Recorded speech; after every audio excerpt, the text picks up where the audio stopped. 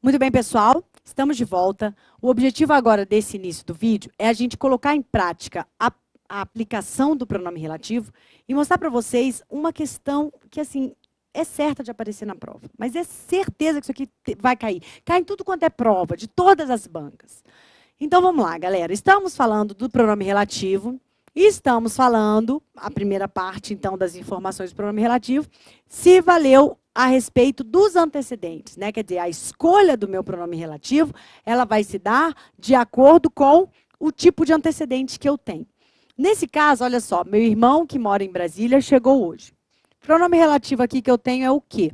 A primeira pergunta que eu faço, ele está adequado? Sim. Por quê? Olha para o antecedente dele, meu irmão. Meu irmão é coisa, pessoa, lugar, indica uma relação de posse ou de quantidade? Meu irmão é pessoa. Se é pessoa, quais as possibilidades de pronome que eu tenho? Que, quem, ou então, o qual.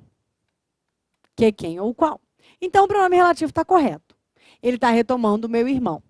E aí, observe que eu tenho uma oração meio que intercalada aqui, né? Ó, meu irmão chegou hoje é uma ideia, e o meu irmão que mora em Brasília é uma outra ideia. Tudo bem? O que eu quero mostrar para vocês é o seguinte. Esse pronome relativo, ele vai introduzir um tipo de oração, que é a oração adjetiva restritiva ou oração adjetiva explicativa.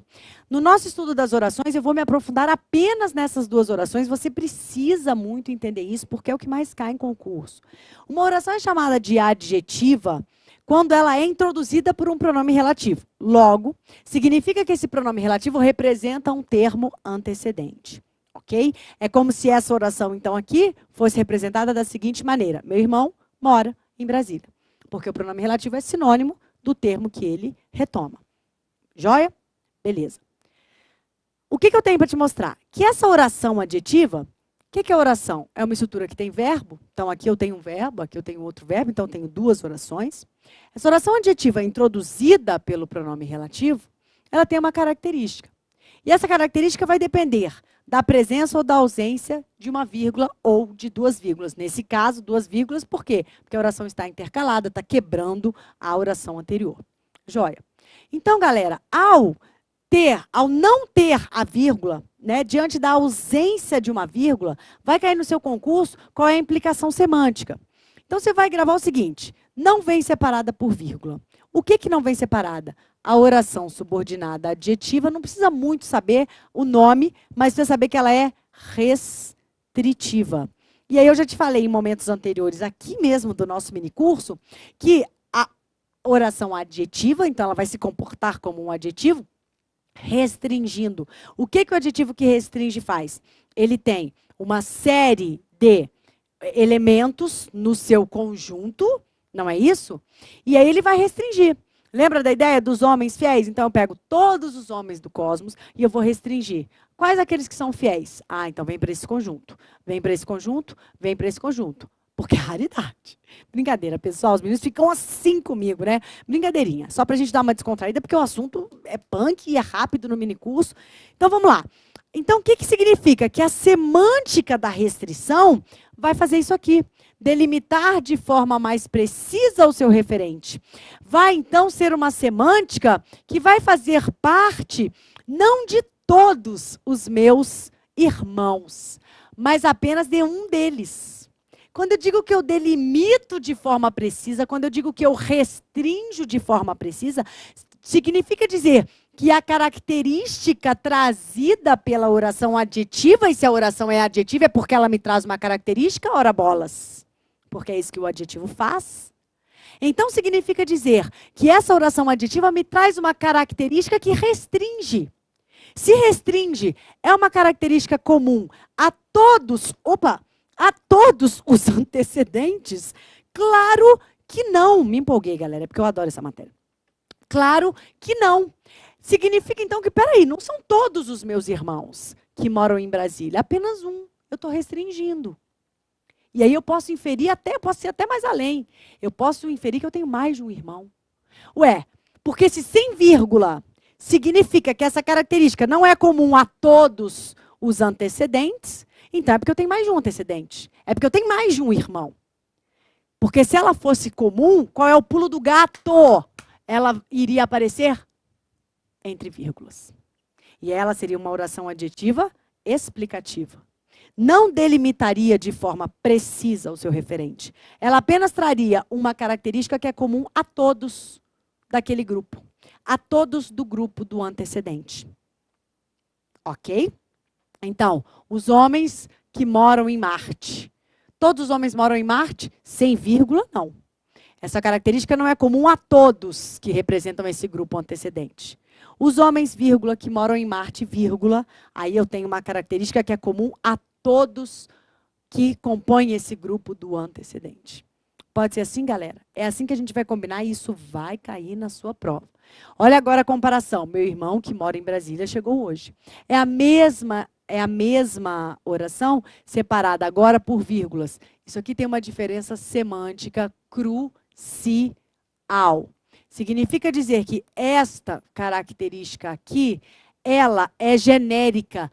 Se ela é genérica, ela é de todos. Todos do grupo. Se ela é genérica, ela é de todos do grupo. Mas qual é o grupo? Uai, o grupo dos meus irmãos. Mas está no singular, professora. Não tem nada a ver, candidato. Não tem absolutamente nada a ver. Está no singular porque foi a escolha do escritor. Mas aqui eu posso inferir que eu tenho só um irmão. Então, qual é o meu grupo ali? O irmão. Mas peraí, se essa característica é uma característica de todos desse grupo, então o meu grupo todo está aqui. Nesse caso, como está no singular, conclusão. Quantos irmãos eu tenho, galera? Fatalmente eu posso dizer isso. Tenho apenas um irmão. E lá na anterior, fatalmente eu posso dizer, tenho mais de um irmão. Então, grave isso, meu querido. Grave isso para você acertar essa questão que tem tudo para cair na sua prova. Tudo. É assim que funciona, galerinha. A oração adjetiva, e aí aqui nesse caso, separada por vírgula, é a oração subordinada à adjetiva explicativa. Olha como faz sentido. A explicação é um adendo. A explicação é uma informação adicional. Peraí, se é uma informação adicional, ela caracteriza todos, então, daquele grupo. Então, todos desse grupo, então só tem um irmão. Meu irmão aqui representa todos desse grupo. Como está no singular, só um irmão. Funciona assim, quando ela vem com vírgulas. Mas quando ela não vem separada por vírgulas, significa então que essa característica, ela não é comum a todos do grupo. Ela vai restringir este grupo. E ao restringir este grupo, significa que ela então não vai ser atribuída, essa característica não será atribuída a todos do grupo, apenas a alguns deles. Eu me darei muitíssimo por satisfeita se vocês verdadeiramente entenderem isso, porque a chance disso aqui cair é muito grande. Eu canso de ver isso aqui em provas, é porque o nosso curso é teórico, porque se fosse prático também, claro que eu colocaria uma questão para você ver que isso aqui aparece, mas confie em mim, tá? E eu não quero que você erre isso quando aparecer. Então, galera, qualifica o referente de forma mais genérica, portanto, a característica é pertencente a todos do grupo. Portanto, a informação não restringe. É uma qualidade de todos daquele grupo. Beleza?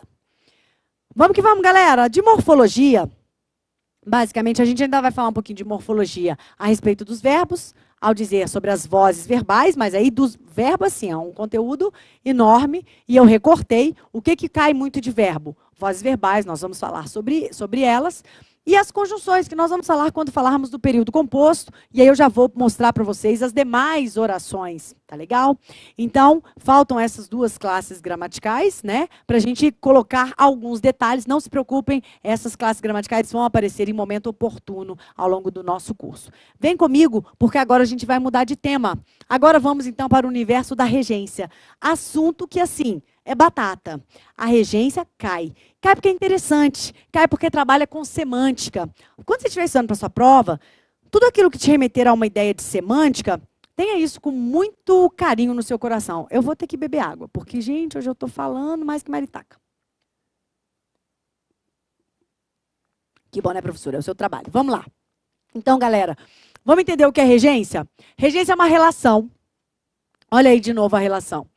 É uma relação que existe entre um termo subordinante e um termo subordinado. Simples isso.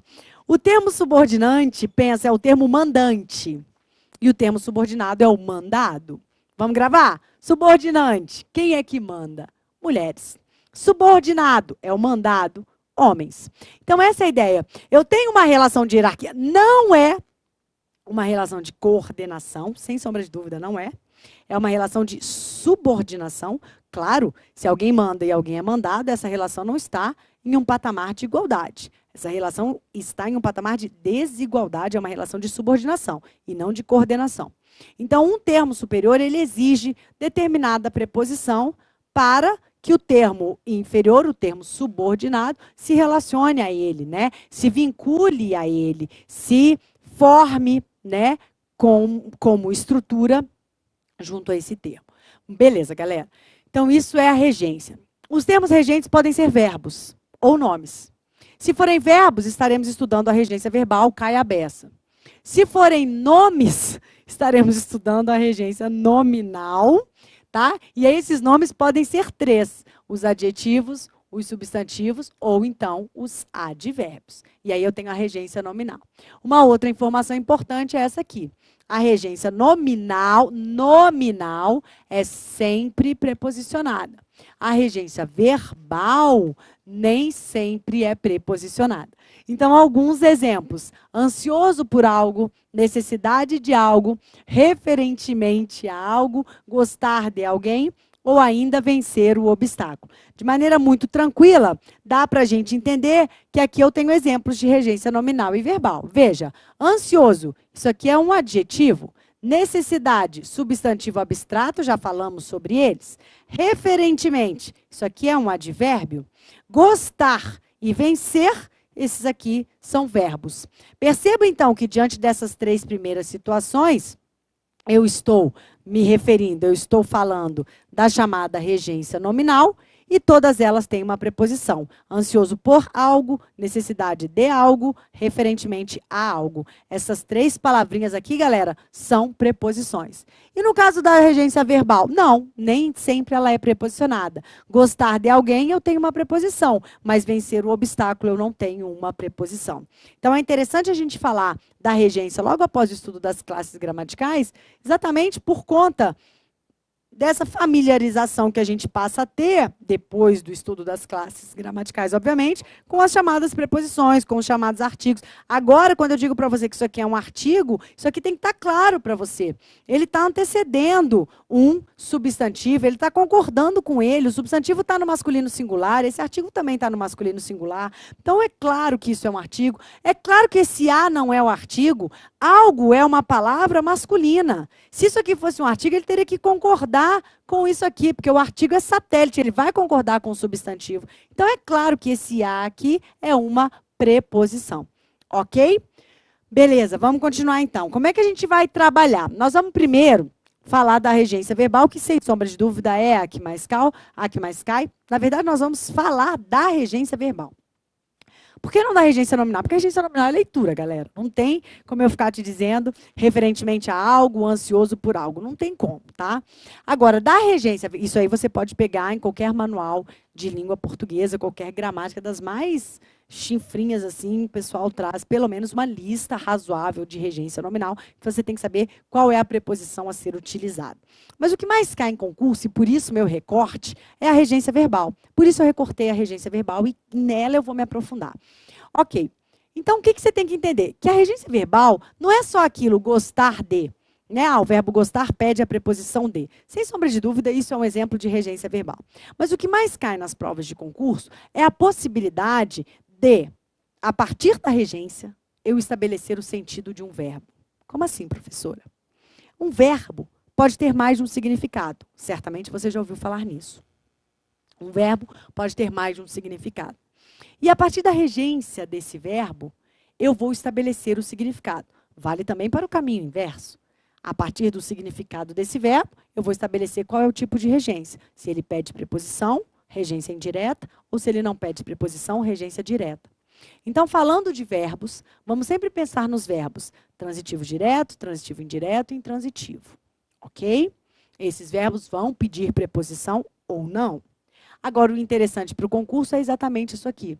O mesmo verbo, no caso o verbo agradar, ele tem mais de uma possibilidade semântica. O nome disso é polissemia.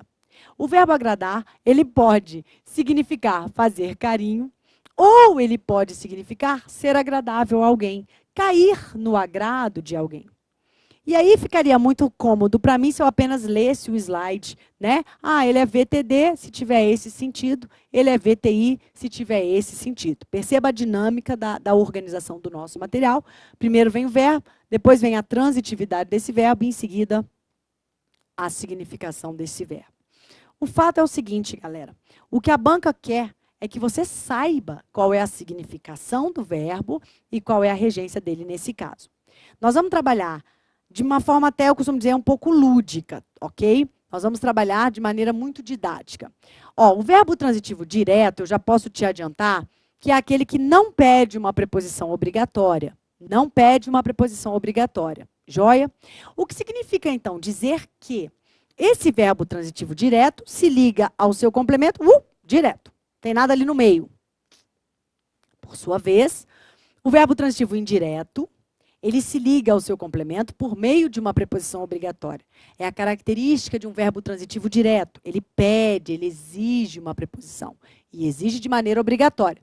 Então, eu posso dizer que o verbo transitivo indireto se liga ao seu complemento, ao seu objeto, de maneira indireta. Tem uma preposição ali no meio deles. Isso é para a gente brincar, para a gente tentar fazer, né, aqui uma técnica mnemônica, para a gente memorizar. Para efeitos didáticos, e somente para efeitos didáticos, nós vamos raciocinar da seguinte maneira.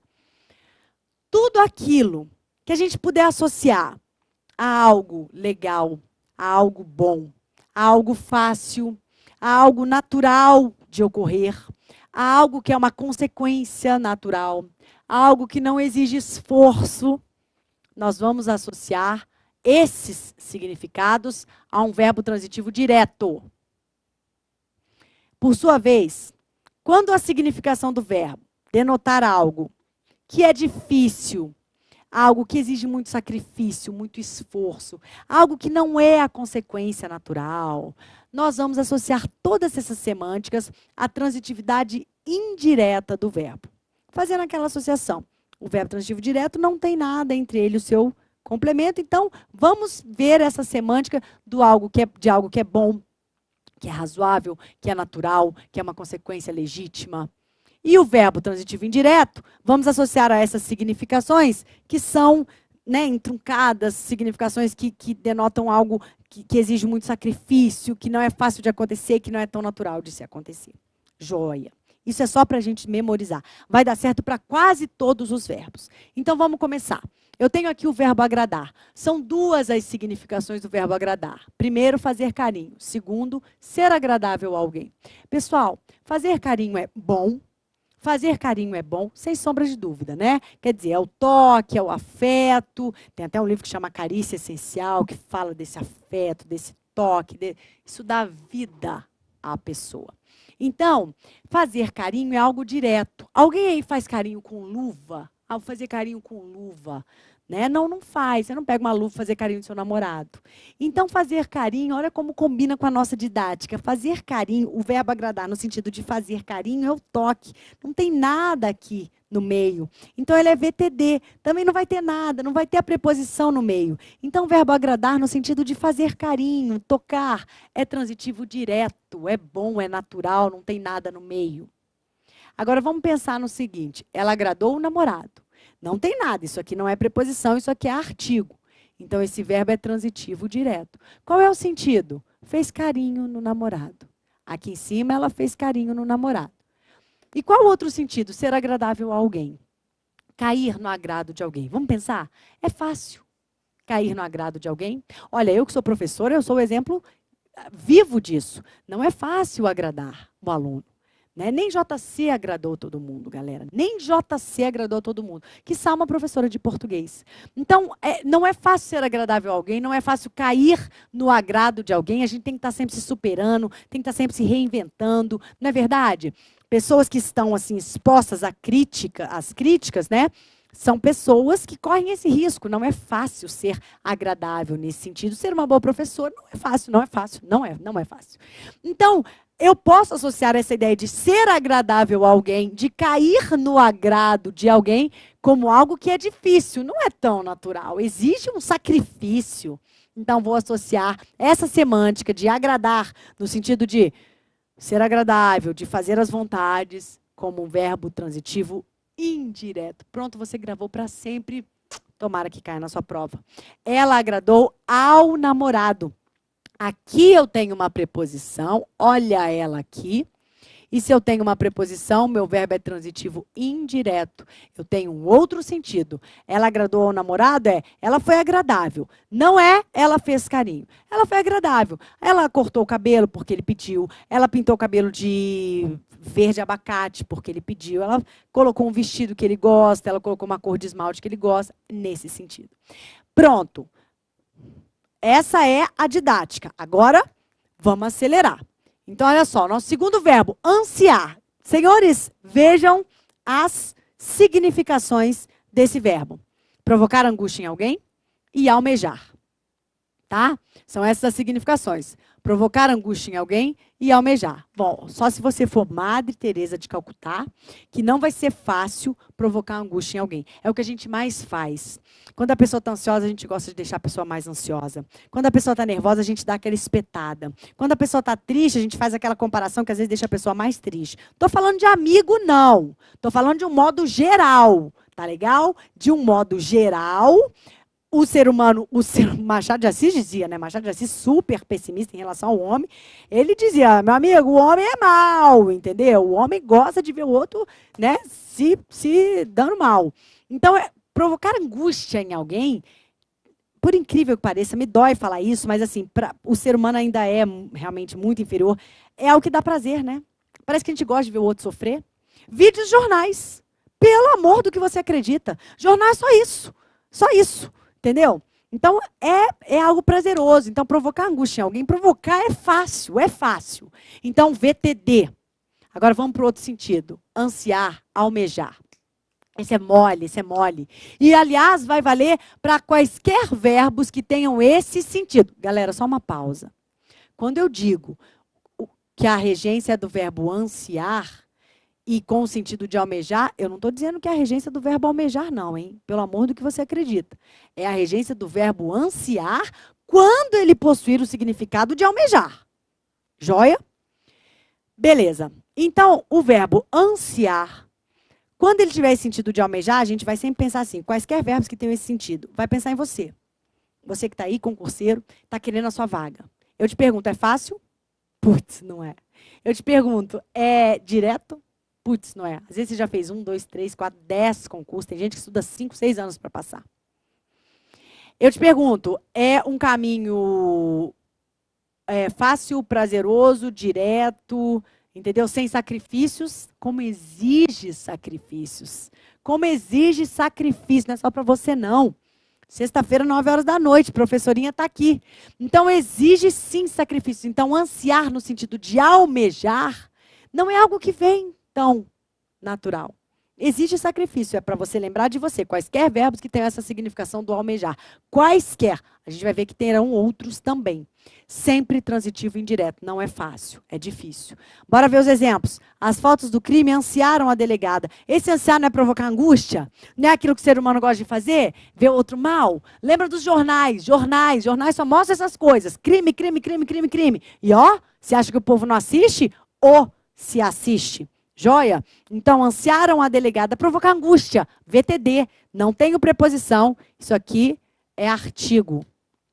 Ela ansiava por um emprego melhor. Ela não estava almejando? É fácil? Lembra de você, concurseiro. Existe sacrifício, noite sem dormir. Economizar, né? Porque se preparar para um concurso, você tem gasto. Então, você tem que tirar de outras coisas. Você não vai viajar no fim do ano, porque você tem que estudar. Carnaval? Carnaval. Eu acho um absurdo um concurseiro viajar no carnaval, mas é a minha opinião. Eu acho um absurdo, ok? Porque está cada vez mais difícil. Não quero te enganar, não, meu amigo. O pessoal está cada vez mais preparado. E você parar 5 dias de estudo, mas é cada um aí, cada cabeça uma sentença. Então, aqui, ó, por um emprego melhor, isso aqui é preposição, porque o meu verbo é transitivo indireto. Vamos seguir, galera. Agora o verbo aspirar. Olha as significações do verbo aspirar, meus queridos. Respirar E almejar, de novo o almejar. O almejar a gente já combinou. A gente já falou que sempre que aparecer um verbo, agora o verbo aspirar, antes foi ansiar. Sempre que aparecer o verbo que tenha essa significação, ele vai ser VTI, porque almejar não é nada fácil, né? Conseguir aquilo que a gente almeja não é nada fácil. Então, ao aspirar no sentido de desejar, de almejar, é difícil, ele pede a preposição. Aspirar a algo. Ela aspirava ao cargo de gerente, se coloca na situação ao cargo de técnico, ao cargo de analista, ao cargo de promotor, ao cargo de juiz. Agora, aqui no sentido de respirar, vamos pensar? Respirar isso aqui, ó, direto, não tem nada no meio, né? Então, o ar vem mesmo no sentido de sorver. Ninguém cheira também com filtro, né? Para não pegar a poluição do ar, enfim, não tem isso. Então, respirar, o ar entra direto. Aspirar no sentido de respirar é transitivo direto. Lembra do aspirador, né? Suga direto. Então, ela aspirou o ar poluído. Esse é um sentido, ela respirou o ar poluído. Agora, no sentido de almejar, ela aspirava ao cargo de gerente. Cuidado, o sentido é o mesmo, almejar aqui, assim como foi almejar aqui, mas a preposição é diferente. Ansiar, no sentido de almejar, pede a preposição por. Aspirar, no sentido de almejar, pede a preposição a. Estas preposições devem também ser memorizadas. Vamos que vamos, galera. Dá para fazer o assistir também. Olha só. Assistir, no sentido de prestar socorro. Eu te pergunto, isso aqui pode ser demorado? Pelo amor do que você acredita. Se a pessoa precisa de socorro, tem que ser na hora, direto. Não dá para esperar. Já decoramos a primeira. Assistir, no sentido de prestar socorro, de dar assistência, tem que ser VTD. O médico assistiu os doentes. Não dá para esperar. Pensa no resgate. Assistir, no sentido de ver. Aqui, sabe como é que a gente vai gravar? O que o brasileiro mais assiste? Me dói falar, nada contra também. O que o brasileiro mais assiste? Novela. Então, pensa, quando você está assistindo a novela, você está diante da televisão. Você está vendo diretamente aquilo? Não. Você não vê o ator, você não toca no ator. Tem uma tela de plasma, de LCD, de microbolha, sei lá o quê, entre você e aquele espetáculo, aquela novela, aquele filme. Então, grava isso. Assistir no sentido de ver, o que você mais vê é novela, é filme, é programa de televisão, é série, né? Do canal a cabo. E aí você tem a telinha no meio. Então, no sentido de ver, é transitivo indireto. Vamos assistir ao filme, vamos assistir ao teatro, vamos assistir à novela com crase, todos eles pedindo preposição, tá aqui, ó, ao filme. Tem mais um. Assistir no sentido de caber direito. Vamos pensar no Brasil? No nosso Brasil, país com vários direitos consagrados na Constituição. É fácil a gente exercer os nossos direitos? Galera, é difícil para caramba. Às vezes você sabe que você está no seu direito, mas para você fazer valer aquele direito, você vai ter que acionar o judiciário, você vai ter que fazer um monte de coisa, e às vezes você até deixa para lá, né? Então é fácil caber direito, é fácil exercer esse direito, é fácil vivenciar o direito no nosso país. Não, não é fácil. Então, assistir no sentido de caber direito também é transitivo indireto. Olha a preposição a. O direito ao voto assiste ao povo. Assiste, no sentido de caber direito. É de direito do povo. Lembrem-se dessa associação aí, apesar de respeitadas as brincadeiras, é só para você memorizar.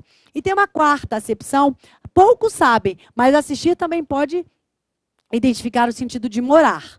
E aí, o verbo morar, como o complemento dele vai ser lugar, lembra do lugar? Lugar, ele vem de um adjunto adverbial, porque é circunstância de lugar.